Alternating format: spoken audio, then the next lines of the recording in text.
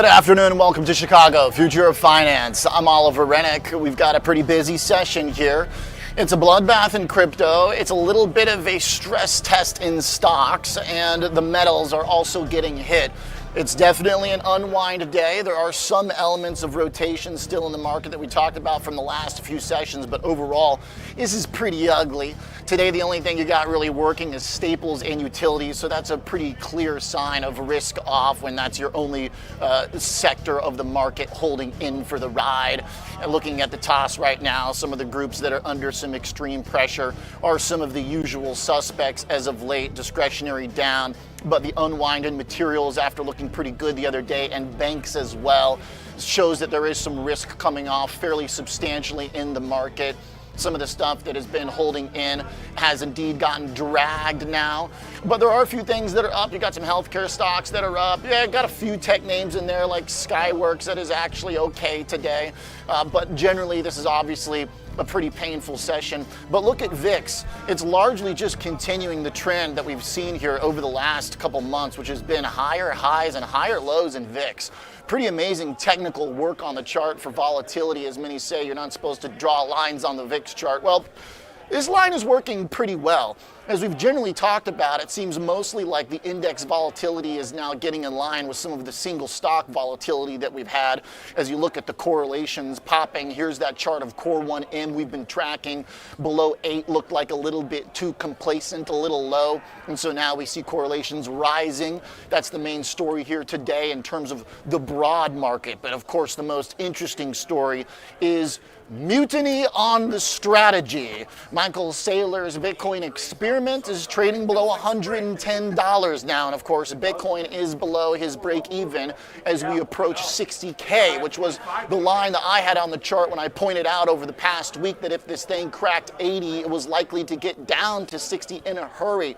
This is what's so great about Bitcoin, is you can have strong underlying core principle beliefs like I do that generally it's not a very useful asset whatsoever, but you can also just follow the technicals. Seeing when this pure risk asset breaks out or breaks down offers a very good educational course basically in how to think about charts. So you had pretty clear support at 85,000 first, the range that we had been trading in, that broke, and then 80,000 was kind of that line in the sand that we had tested and held back in the spring.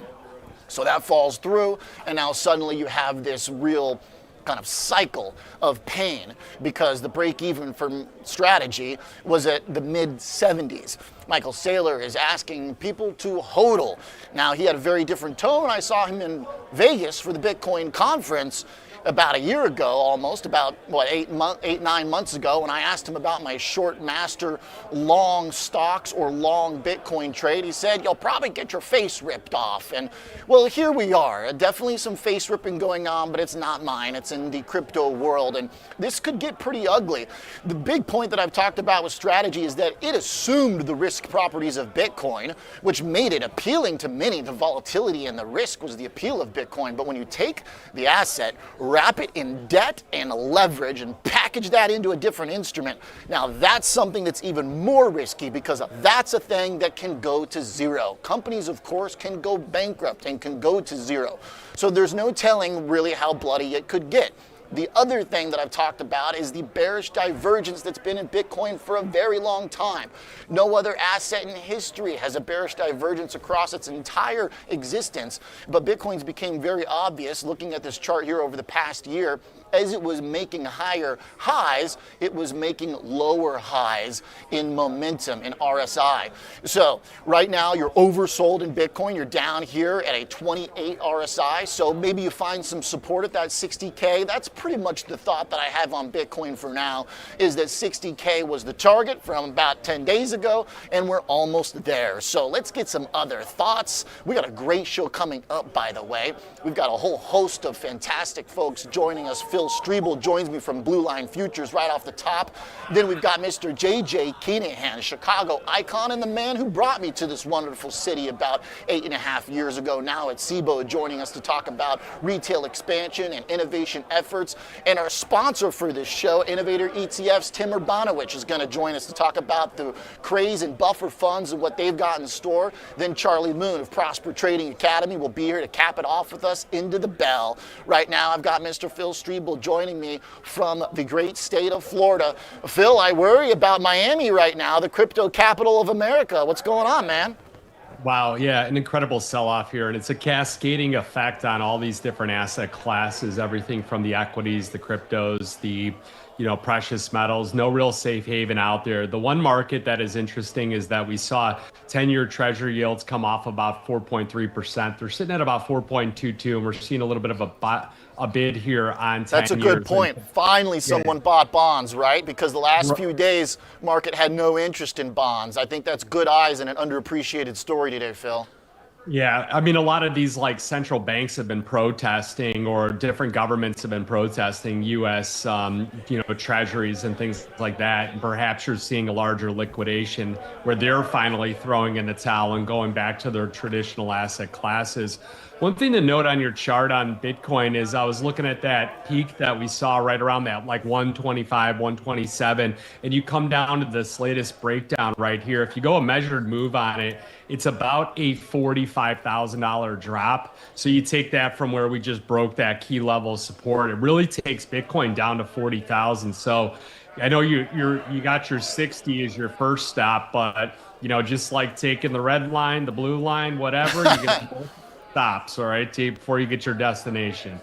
Okay, so take me through that again, how you calculate that distance, because I mean that's the great question here is, strategy. I mean, look, as long as this thing's trading under its break even, it is in serious trouble. But Bitcoin still is a separate asset that, obviously it's very linked to these things, but how do we kind of figure out where that price action might take us? Go from that 127, wherever you got that top there, the very, very high of the chart, and drop it down to where your yellow line is, which is at 80 That's grand. 80, yep. So, okay, so about 45 or so, 47.50, realistically, realistically, the neckline that I have drawn is where we broke it a couple days prior to that. So it's like 82, 84,000, somewhere up there where it broke. But if you take the distance from that head to that neckline, and then you draw that replication down, that's a measured move on the chart. And a lot of times that's how you see the process break out. So just basic technical analysis. And oftentimes keeping things really simple, I think is the best way to trade these markets, and just basic chart analysis, nothing too fancy. Okay. So if 60 doesn't hold, then I mean, geez, who knows what's possible? But I would think, here's the thing: is there's other signs of appetite in this market. This SMH is up today. I mean, barely, but it's up. Nvidia was higher earlier. VIX at 20 is not screaming, disaster. We've had this steady climb in VIX now for better part of the, a couple months and the whole year. But if any of that kind of risk appetite stabilizes, then I would think BTC might find some support somewhere around that 60K as it realizes some of these, expected moves. One thing that I did see was that, and I'm gonna have to verify this story, but it was like that Trump media group or whatever who holds a lot of Bitcoin, whatever his crypto asset portfolio. It was saying that it offloaded like something like $5 million in I don't know what the amount was, but it was quite a bit of Bitcoin that it was unloading. And if you get these large institutions or people that are just private holders of it giving up on this asset class, there may be no bid on there. And that's what we saw today, was no real rally in that particular asset whatsoever. So there's no appetite for it right now. What do you make of the gold move and the silver move? Because silver is also getting blasted again today. You and I talked quite a bit these last couple of weeks about silver kind of assuming some of those Bitcoin volatility properties. Not a great bedfellow right now to be trading similar to this asset, but at least silver is at a level it was at the beginning of the month, and this kind of range now that we're developing after the big crash last week. Yeah, that 69 and a quarter is going to be your critical level of support. I think if it breaks there, it opens up a wider move into the, the low 50s or whatever, but you really don't want to see it take out those lows. And, realistically at 92, I think a lot of people were lucky to get some of their skin back. So they took some of the positions off there, and then it became this kind of this risk off cascading event across a lot of different markets here. And it's this breakdown that causes, these systematic meltdowns across these major asset classes. A lot of the momentum traders, and it's really been the momentum dying. You get shots across the bow with the NASDAQ here, with some of the cannibalism that's taken place with AI and CapEx spending between different companies. Feels like they're kind of attacking each other by trying to replace certain different things with AI. And then you get this breakdown in Bitcoin and then silver, and it's just the momentum trade is dying off right now. Okay. When you look at the bond move, as you pointed out, catching a bit into bonds, dollar even as well. Obviously, the dollar bounce here is disrupting the commodity trade. You guys are kind of the experts in commodities. You guys know it as good as anybody I know from Blue Line. So is this dollar creating a problem? I do see on my chart potential resistance for the dollar right around here. So maybe that gives some hope for dip buying in gold, crude, silver, etc. Because even crude had a nice couple weeks there. Yeah, crude oil has been at a pretty decent level, holding that $60 to $65 range. Geopolitics has been playing a role on that. We've also seen some of the inventories. The latest EIA inventory data showed another drawdown. We're sitting below the 5-year average as far as how much crude oil that the U.S. has at the moment versus the 5-year. The dollar index is near a resistance point. I wouldn't be surprised to see it give up some of its gains here. Because of the fact that we're seeing just this risk off and we're seeing yields come down with it. So we'll want to keep an eye on that. There were 2 central bank decisions out. I didn't catch the details on the ECB or the Bank of England, but realistically, again, once this risk off comes into play, some of these markets kind of find their new ranges here, then you could come with a strategy. The volatility on a lot of different markets like silver and gold are still off the charts. And I got to tell these clients that it's like stepping outside your house just because it was sunny and warm and puppy dogs out there 2 days ago. There's an actual tornado outside. So you got to be prepared if you're going to trade some of these markets. Okay. The preparation at this point, Phil, how does it incorporate the economic data in your mind? The ISM services was good. The ISM manufacturing was good. I do think that the jobless claims coming in a little bit above expectations is not a big deal. I think JOLTS too, given some of the government shutdown, it could be worse, these numbers. I don't really see the volatility in markets at this point being a referendum on the economy. What do you think? 110%. If you look at the economy on paper and you look at the global economy, I mean, it's doing great. Growth is accelerating. Companies are getting better. Yeah, there's some weakness in the labor market, and that's all going to shake itself out over time. You did have the lag on the data and everything from the government shutdown, but as far as economic growth is concerned in the economy, everything looks like it would paint a much different picture. Even earnings growth, with the bulk of the companies in the S&P exceeding analysts' expectations. Russell growth is off the charts right now. So from that aspect, things are fine. Perhaps some of these assets are just a little bit frothy. I think there is some real back and forth action, some blows being back and forth in the NASDAQ between different companies like ServiceNow and things like Anthropic and everything.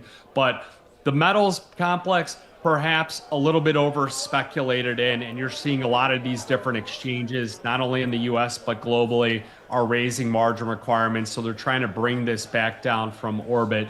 And then the Bitcoin trade, well, that's just a whole nother story of deleveraging taking place.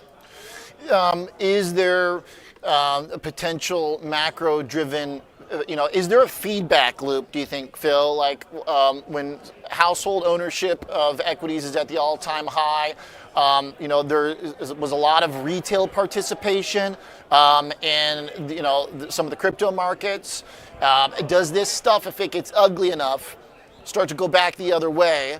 Or do you think the bubbles that we're popping right now are they kind of cordoned off? You know, because I think to some extent the crypto world is like that. Like I was joking about Miami, but like, you know, there are very concentrated areas of these risks. I'm not sure if they expand out wider to the broader economy. And that's a view that I've kind of adapted over the years, because I think of, you know, several years ago it might have had a bigger impact, but not since AI. You got the whole stock market moving on AI stuff now, you know, maybe we just flip crypto off, you know, continue on our way.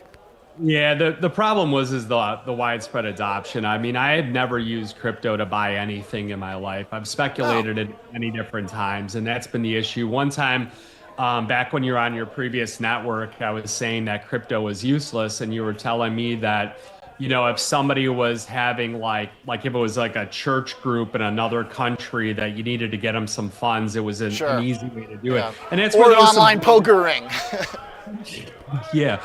But you know, I think that it just can't get its act together on what it's actually used for, and that's the problem there. At least I could take a gold or silver bar and hit someone in the head, or throw somebody, or use it as a doorstop. I just can't do that. I can't do that with Bitcoin. So that's the big problem there. When you're talking about some of these markets selling off that have done so well and bubbles are popping, one of the problems is that some of the participants that were not involved with the bubble when it was inflating are now trying to catch the bubble and catch the knife when it's falling. And, you know, I've had a lot of people inquiring about XRP at like $1.18. Well, that thing is absolutely collapsed. It's down 23% today. It's down 35 cents. And if, you know, you're going to put all your money in that's not a wise decision either. How aggressively do you think it's worth going after the metals trade at this point, Phil? I wonder, as you see some of the AI themes or the software themes, you know, the stuff that's been disrupted in the equity world that's been selling off really hard, I wonder which of these dips is more appealing. You know, like on the one hand, I look at the silver and the gold dip and I go, okay, that's been the momentum trade.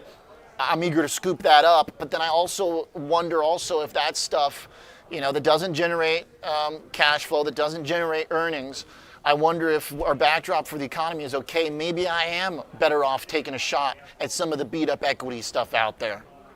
Well, if you're going to take a shot, like in the metal space, I think you just stick to the gold market, and you stick to copper, because if we get a snapback here and data centers, AI, things like that, you're going to see copper is the one that everyone needs here. Copper production, multi-year deficit, that's a problem right there.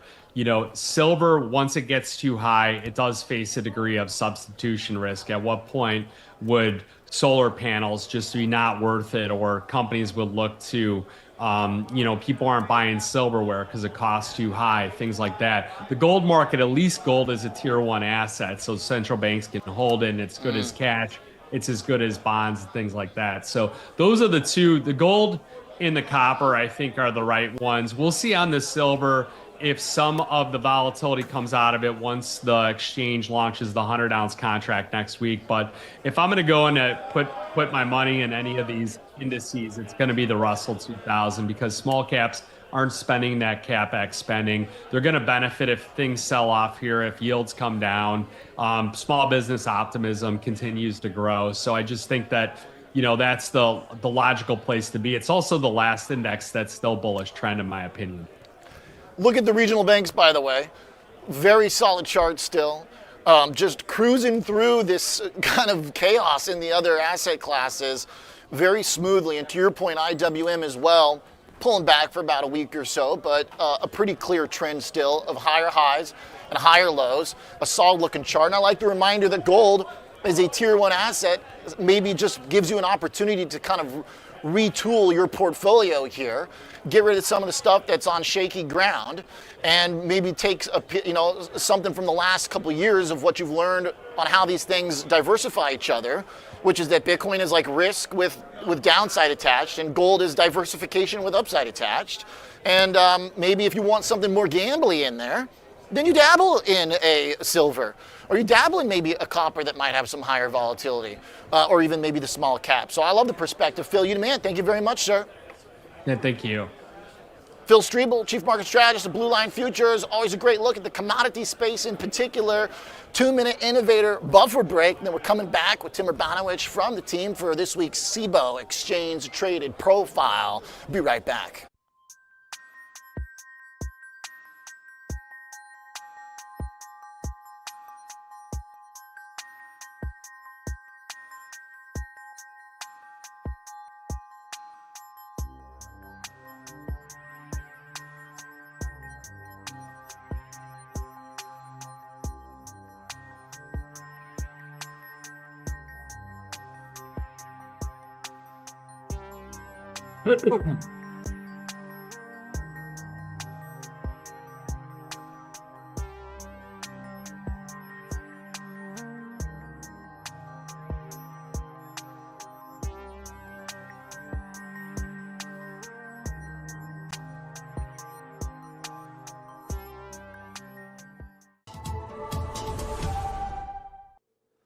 With increased volatility, investors are bracing for large market moves, both up and down.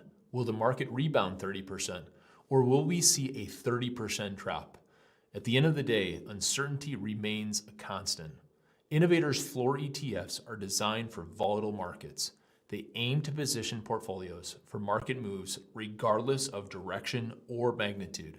They are intended as a core equity solution, providing exposure to U.S. equities with built-in downside protection, seeking to deliver more than 70% of the upside and targeting a max loss of 8 to 12% annually. With specified levels of sought-after protection and upside participation, we believe the floor ETFs offer an evergreen strategy designed to allow investors to remain invested regardless of the market's direction.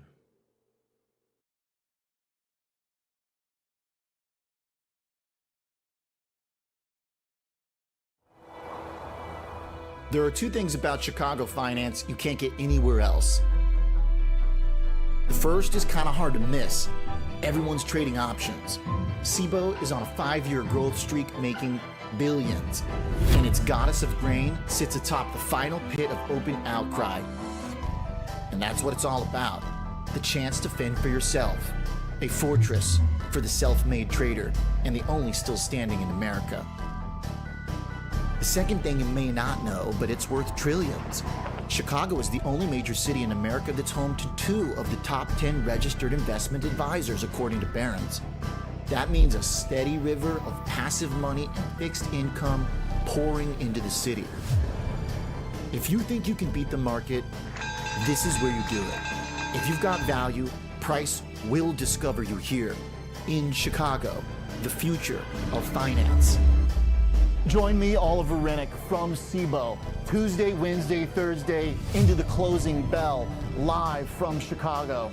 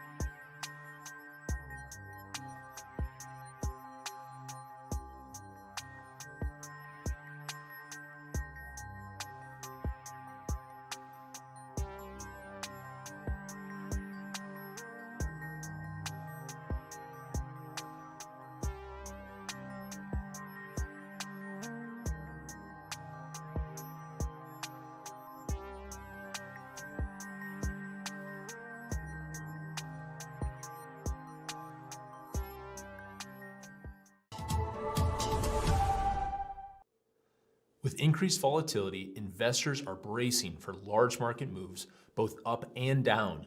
Will the market rebound 30%, or will we see a 30% drop? At the end of the day, uncertainty remains a constant. Innovator's floor ETFs are designed for volatile markets.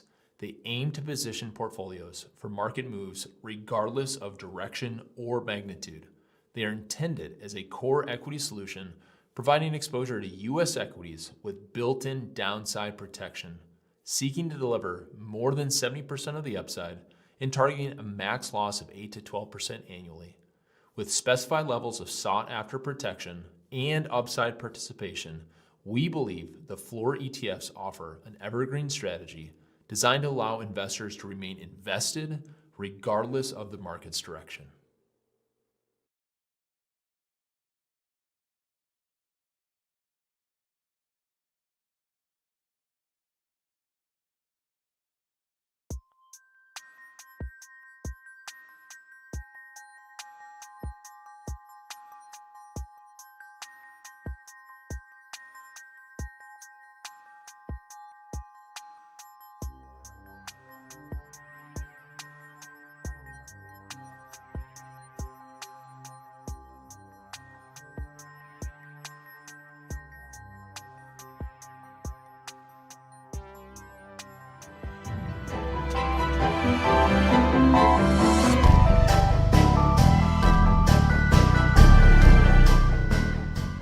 Sure. Welcome back to Chicago Future of Finance. I'm Oliver Renick. I'm here with a very special guest, the man who brought me to Chicago about 8.5 years ago, the one and only JJ Kinahan, now the Senior Vice President at Cboe, Head of Retail Expansion and Alternative Investment Products. But It's a lot to say. I still kind of call you boss man, JJ. Good to see you again.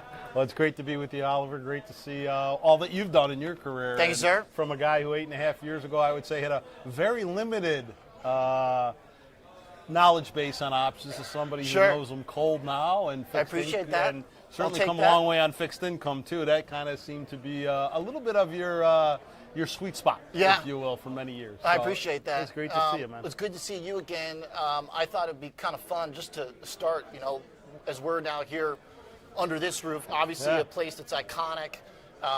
What do you think has been that main story over the last 8 years? And I'll kind of prime it by saying, this is Chicago Future of Finance. And I came up with that title, and I think from a very high integrity, honest position. I really do feel like that's kind of why we're here. I agree 100%. You can see how, I think it's so exciting that we still have a trading floor here, as well as what goes on in terms of things online, so that those who want to trade smaller contracts can get fills really quickly. Those who want to get filled at much bigger contracts, some of the institutional firms of the world, can get one price. This is what they really, really want to do, and get it on a lot of contracts. So there really is a great dichotomy in what goes on here. We've seen the SPX become much more of a retail product. So to really answer your question in a direct way, what's changed the most? I've been on the retail side of the business for a long time after being a trader in the pit for many years. And retail's influence is really the number one thing. You help contribute to it with the education you still do, with all the education you do every single day, helping people understand the markets better. And I think one of the things that people don't really place a high enough value on what you do every day, Oliver, is you give people ideas. And when you're sitting at home, it really is difficult to say, what should I do now? What's interesting? They may not take your exact idea, but you're making them think.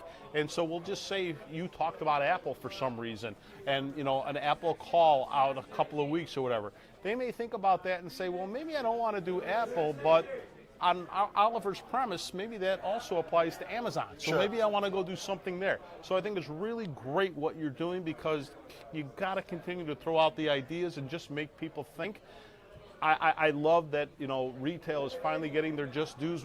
I've spent so many years of my life saying people are smarter than you think they are. Yes. And what you're doing that's great is you're challenging people, and that's exactly what smart people want, is to be challenged. I love that, and I think that also there is this first step of giving people that opportunity, which is understanding that they have the potential. And I think that's where you, Steve Quirk, now at Robinhood, and when we started our operation from the media side, you have to give people that belief that they want to take control, they want to understand, they're willing to learn. There's a very much misplaced, I think, concept of what retail is and what they're capable of. And now, lo and behold, not only are they trading options, but they're understanding second-order derivatives. Yeah. They're trading options flows. They're trying to find opportunities for themselves to catch up to an extent. Now, obviously, you play by the sword. You got to be careful not to get cut as well. And we got a market right now that some of this stuff is cutting pretty hard. But stocks actually are holding in. You're getting some of this crypto stuff hit. You're getting some of the golds, the metals hit.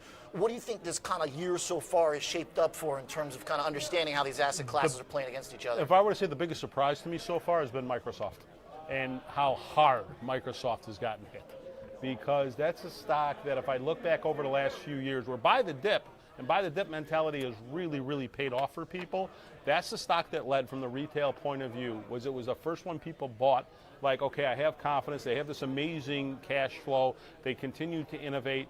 The fact that they just, that's a pretty ugly chart over the last few days. Yeah, I think the worst MAGS chart probably right now. And that, to me, has been the most surprising thing I've seen so far. The other crazy stories in the year so far to me has been what I'll call the meme of commodities, and that being silver. And all of a sudden, many of your really smart people watching this are trading it, hopefully trading it in a way that you're defining your risk, et cetera. Right. And all that we've talked about in the last few minutes, I think the biggest thing that we've always stressed, and you've stressed since you've been on the air, I've stressed, defining your risk. So yes, there are going to be times when you lose money. There's no question about that. That's unfortunately part of trading. But I think one of the really important things for people to realize is that if you define, Bingo. risk not thy whole That's life. the beauty of the options. That's what part of the reason why options became so 100%, popular. yeah. Mathematically being able to see your risk, being able to price it out. That's Mm-hmm. where I think there still is a bit of a misconception sometimes where people think that this is the avenue of pure speculation. It's really not. It's about putting on high probability trades. And if you want to speculate, being able to define your own degree of speculation, which is, I think, key. There's nothing wrong with speculation. Yeah. And I think for some reason, people are like, oh my God, it's terrible if you do that. There's nothing wrong with speculation.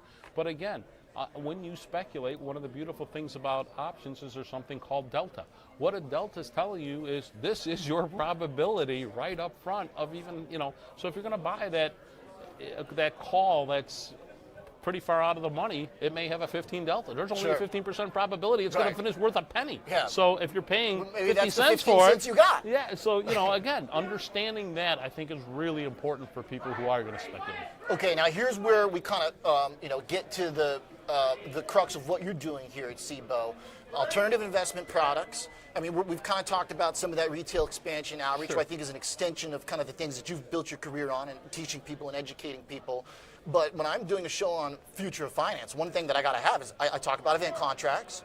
For the first time ever, me, I'm not like a big sports guy, but some of my guests like to think about it. So we dabble because the Bears did so good. But when I think about event contracts for me, what's exciting to me is that things that I used to not talk about on a trading and quantitative show, I now can.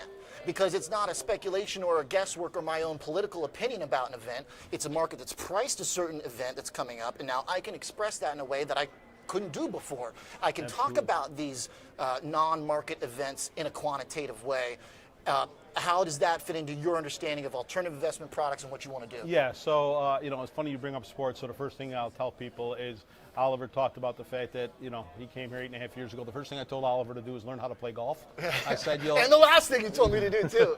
And I made zero progress. And I'm not that I'm a good golfer. It's just that, it's a good place to get business done still in our business. Yeah. And he also became a White Sox fan because I took him to a Sox game. That's true. I'm an underdog guy. Yeah. So anyway, all that said, I think prediction markets are really important because what it allows you to do, and I'll keep it we'll keep it on the market side of things even, not even speculative outside, what color dress Taylor Swift is going to wear to something. We'll just keep it to CPI, PPI, this stuff you're talking about every day. Employment, you saw this morning, this employment report came out.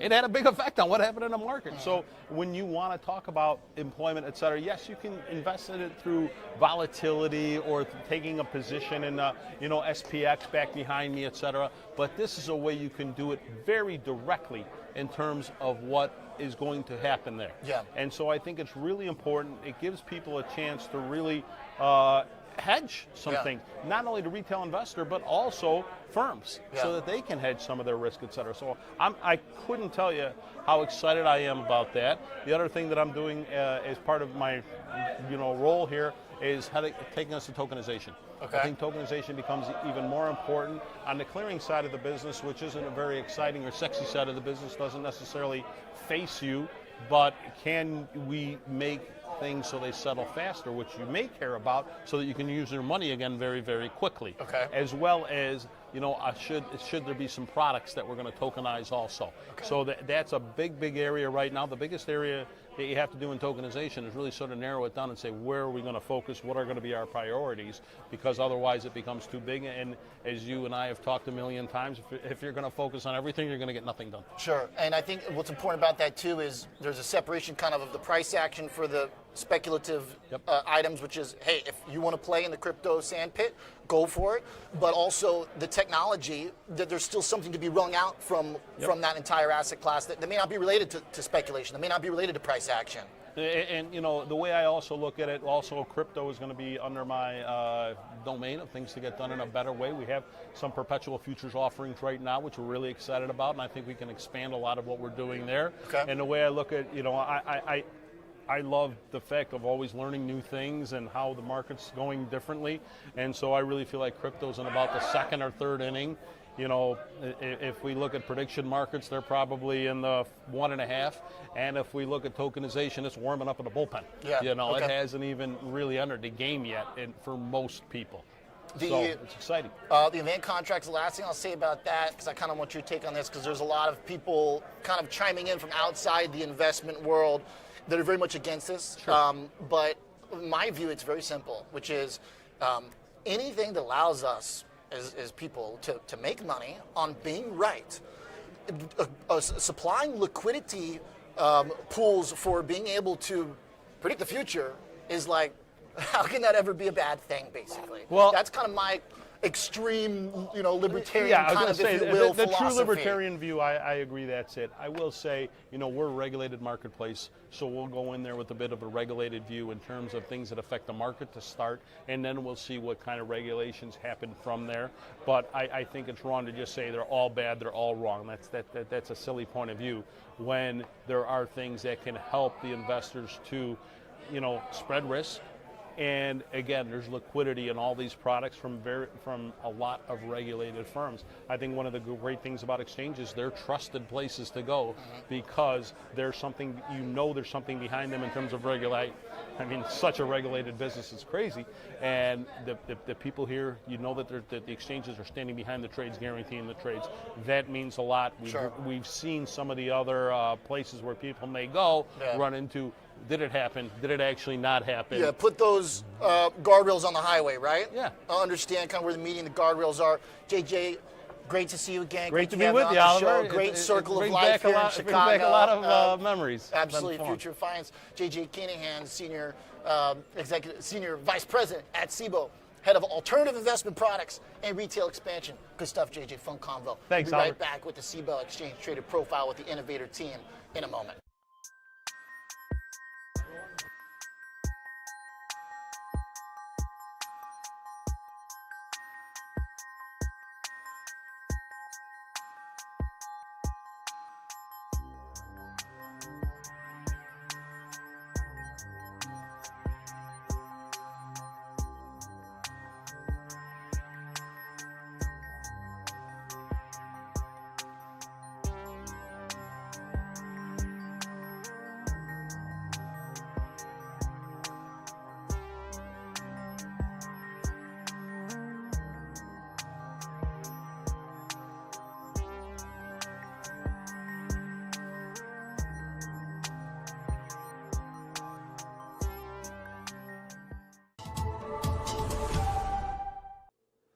With increased volatility, investors are bracing for large market moves, both up and down. Will the market rebound 30%, or will we see a 30% drop?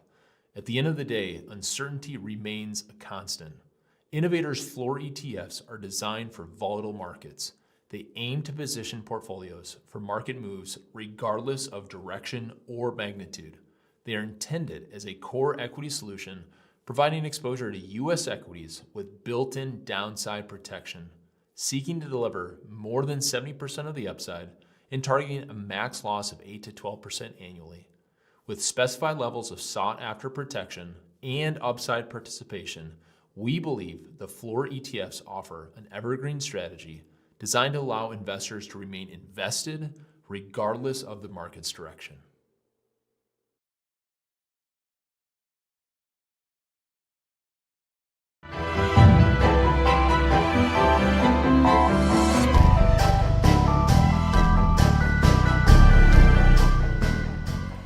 Welcome back to Chicago Future of Finance. Joining me on the Zoom, Tim Urbanowicz, for this week's exchange traded profile. The sponsor himself and the Innovator team. Tim, great to have you on the show. How you doing?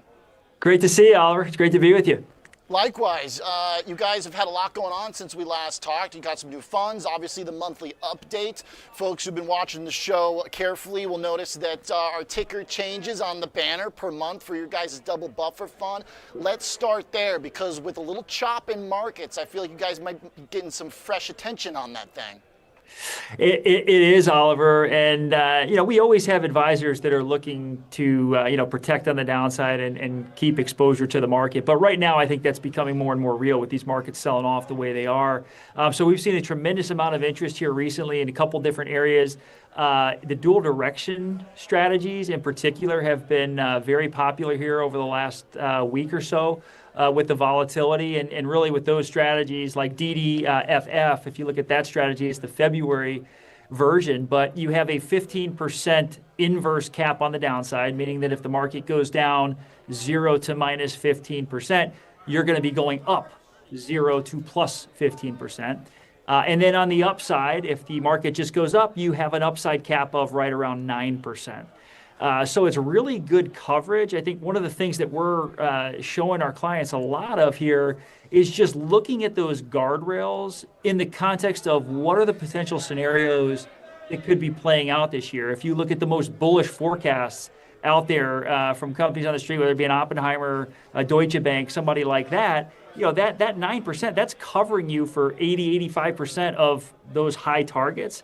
And then on the downside, that 15% inverse cap allows you to make money in, more than 95% of the targets that we see out there. So it's really powerful guardrails, and I think a lot of investors are really starting to gravitate these strategies for that. Obviously, when you guys talk about this thing, and the way a lot of people think about it is they think about protection. They think about making sure they don't lose their nest egg. They don't blow up. They want to have that downside buffer, where the name comes from.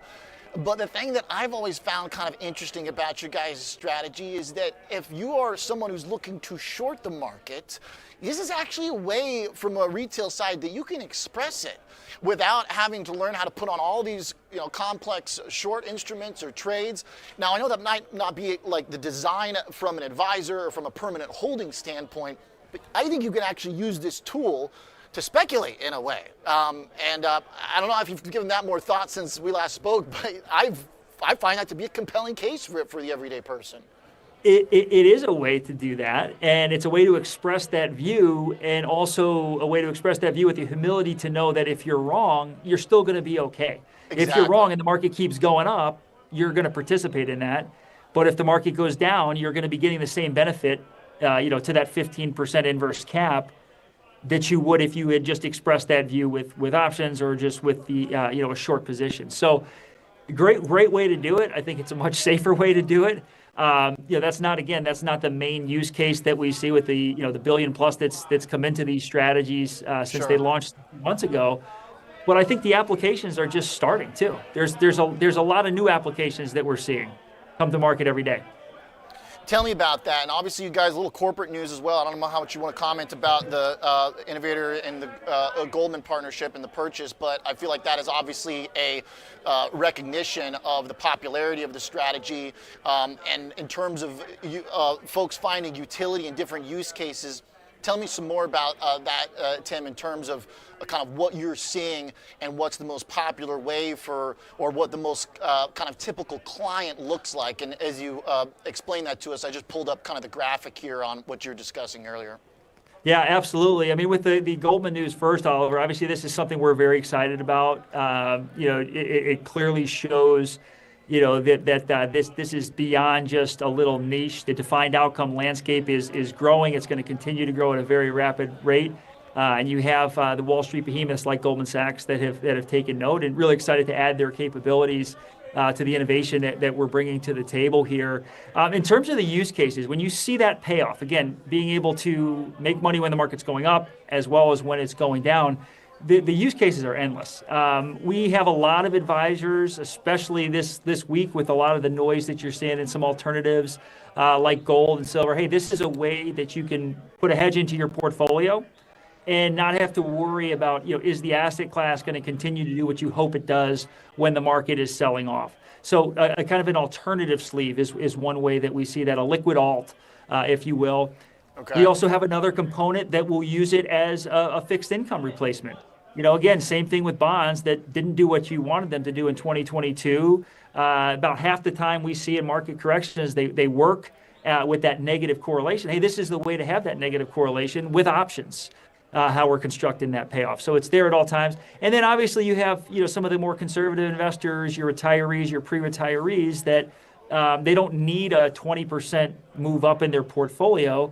They're going to be okay with 9%, 10%, 11%, whatever it is, while still making sure that they're in control of risk and also being able to smooth out their returns. So, they might not be able to afford a year where the market goes down 5, 10% because they're not hitting the growth objectives. Well, hey, with a DDFF, again, the 15% dual direction strategy, it's a good way to help increase their chances of meeting those return objectives. Understood. And that's a big theme here on this whole show from day one, which is answering the increasingly complicated problem of bonds in the portfolio with various solutions.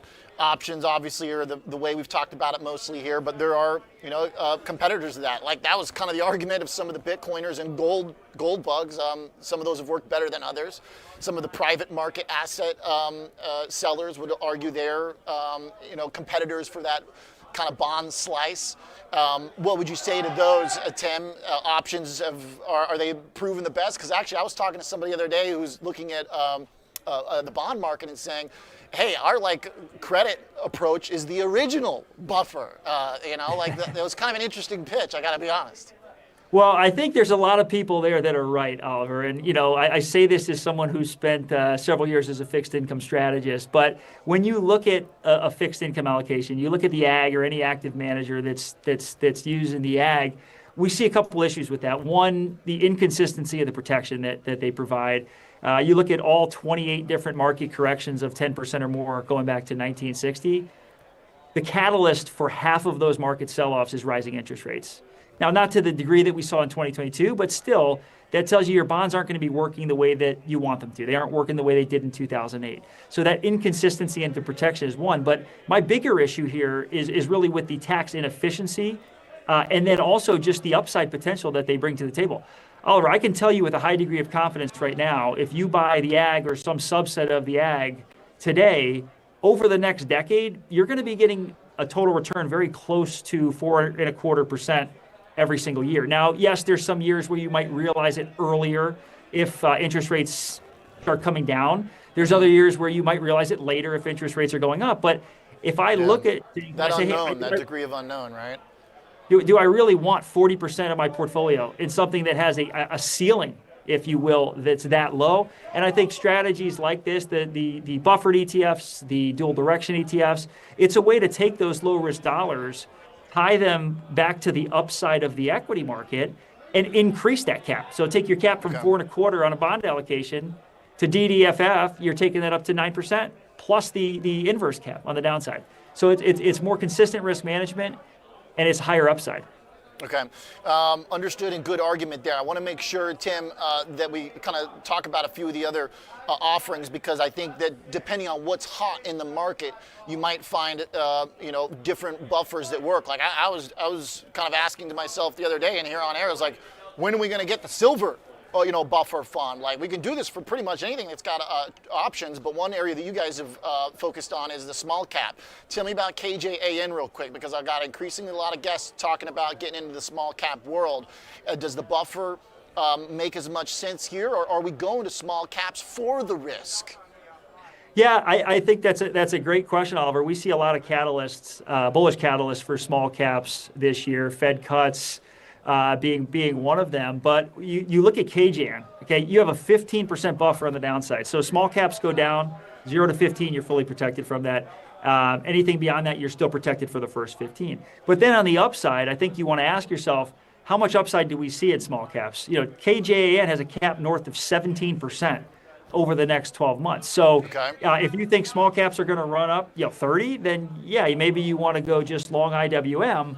But if you do realize that there's real risks that are out there, I think we're seeing that right now. Then you want to have the buffer in there. And for a lot of our clients, small caps is an asset class that is too volatile for them to hold or too risky for them to hold. The buffer allows them to gain access to that asset class because it's going to take about a third of the volatility off the table. It's going to add that layer of protection. But in our view, you're getting access right now to an asset class that is much more attractively priced. You're starting to see growth pick up, so we think that really helps. The rally that we've seen broaden out, and we think small caps is a big part of that. Okay.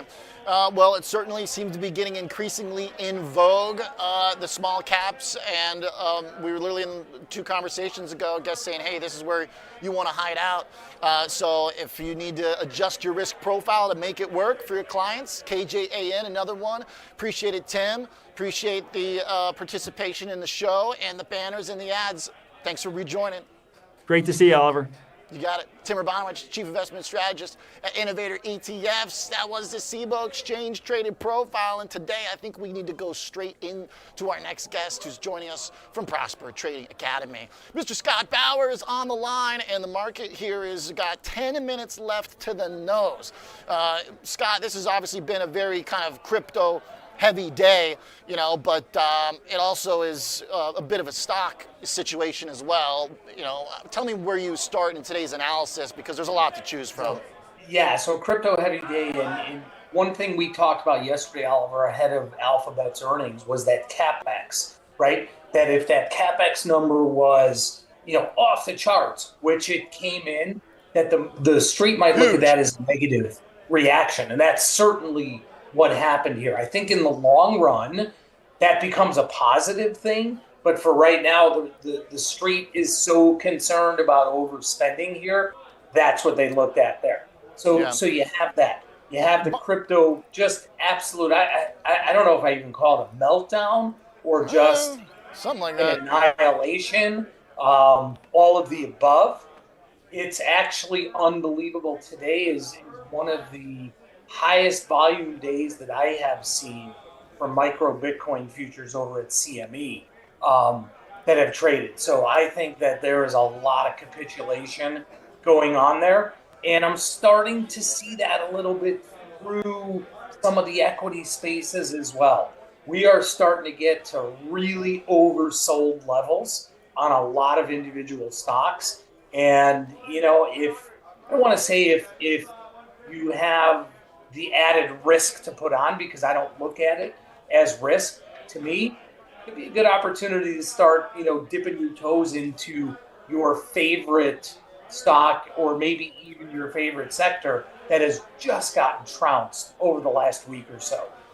Yeah, we're kind of going for the baby with the bathwater here into the close. Semiconductors, which had been positive and holding on, down 60 bips. To me, that's a chart that still looks very, very fine and ripe for dip buying. And by the way, Scott, on the bullish Alphabet call, it's only down 80 bips. You're looking at a potentially green candle here today for Alphabet. It actually was down, 23 bucks, I think, at its low. It's almost back to unchanged on the day, which I think people are now looking at that in that initial reaction of, oh my God, how could they be spending so much money? What if? Now that, I think people are digesting that and saying this could actually be a good thing. So given that intraday move we have seen in Alphabet, I like it even more now. I know I was very bullish yesterday going into the print. I like it even more now because of this recovery that we've seen. It's pretty rough out there for the coin, Scott. Let me just go back to it real quick here. I mean, it's getting worse as the session goes on. Bitcoin now down 15%. And boy, that red line down there with the dash on it, my arm's going to get sore from back patting myself at this point, Scotty. But you were here with me on the analysis for the technicals where we looked at those lines in the sand and said, hey, if this thing cracks the range that it's been in, it could still move in a hurry. This is not lost. This has not lost its character. This is still the place for potential massive downside at any given moment. Man, we're talking 50% drawdown since those highs just a couple months ago. And yesterday we talked about 60,000 maybe being the next step, but it almost got there this morning. I think we traded down to 62 and a half or so. We're 62.7 right now. Yeah, it is really ugly. I have a question for you. In your, I don't want to say wildest dreams, but in your analysis of MSTR over the last 6 months, 9 months, where you were out front and an incredible bear, did you think that this stock could hit $100 per share this Absolutely. early? Yeah. Yeah, absolutely. I think it's, frankly, Scott, I think it's a zero. And here's why I feel that I can say that is because I don't think Bitcoin is. I think based on my analysis, I think Bitcoin will trade below $5,000. I think it has potential to go down to below $1,000 again. I wouldn't be surprised by that.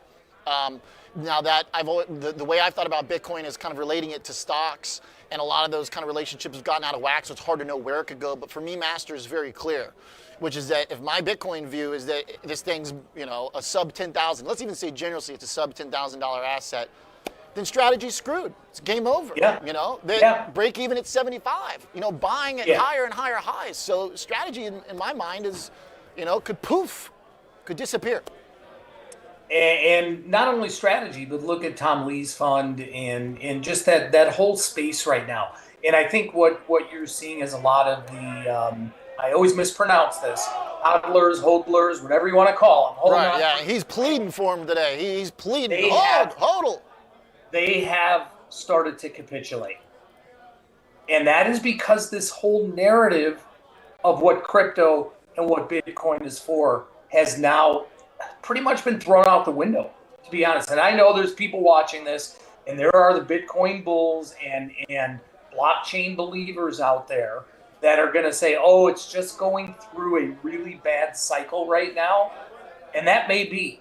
But you have people that on these liquidations we've seen over the last week or so, these are liquidations of coins that have been held for a really, really long time.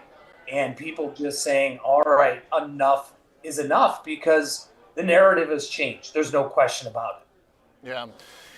It's just that, when he's tweeting out things like, hold and iterating that, it's this, the swarm of cyber hornets and all that. It's nonsense. And it really tells us that, this really is about a kind of cultish following. And if your guy, your leader, it leads you down this path and you decide that you don't want to go down it anymore, which is what the market is telling us with these people not listening to him and not holding.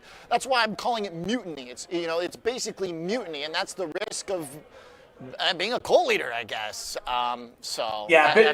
Bitcoin and the like has now become a really, really good trading instrument, not an investing instrument, at least for right now. So I think that's what you're seeing. That's why volumes are huge right now. And there's no end in sight. There really isn't. I'm not even sure that, any sort of shift in the Fed in terms of pushing up a potential rate cut helps the crypto stance right now. In fact, just today we saw quite a notch up in the March probabilities for a Fed cut, which were basically down to less than 10% just a week ago. It's not 50% yet. That's ramping up, though, and that still has not helped Bitcoin.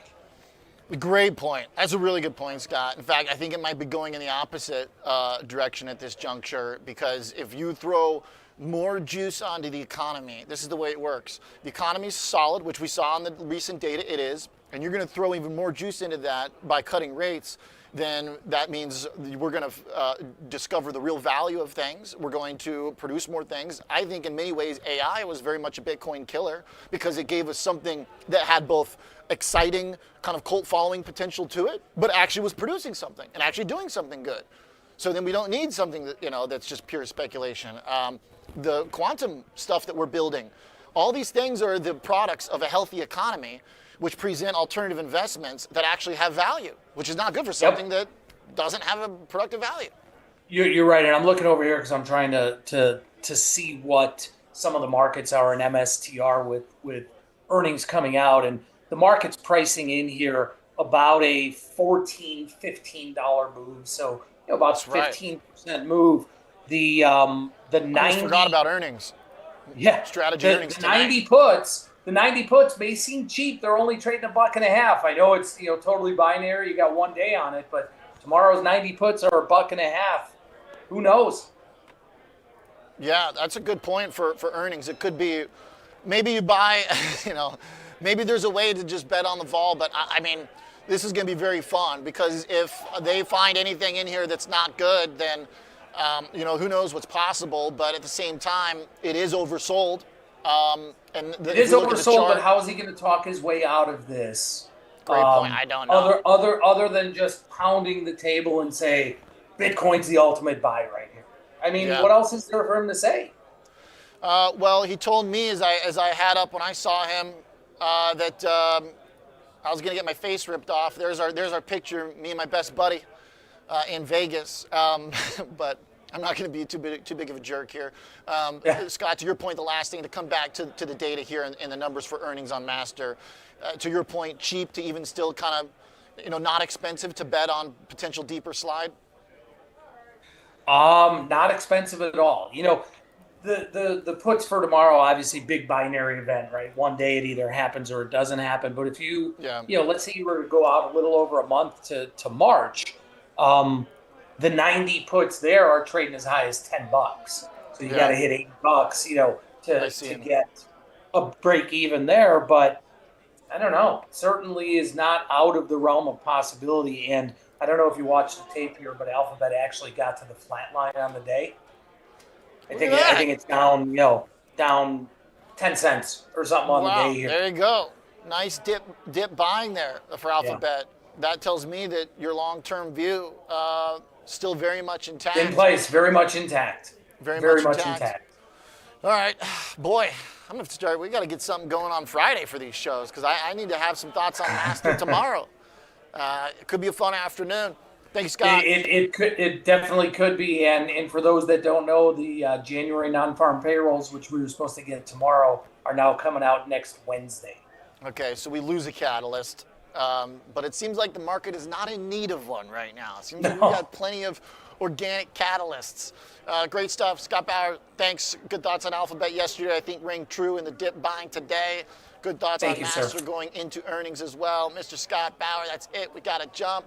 Thanks for tuning in to Chicago Future of Finance. Very fun show. I will see you Tuesday. Good luck trading the coins tomorrow, Master tonight, and over the weekend. Adios.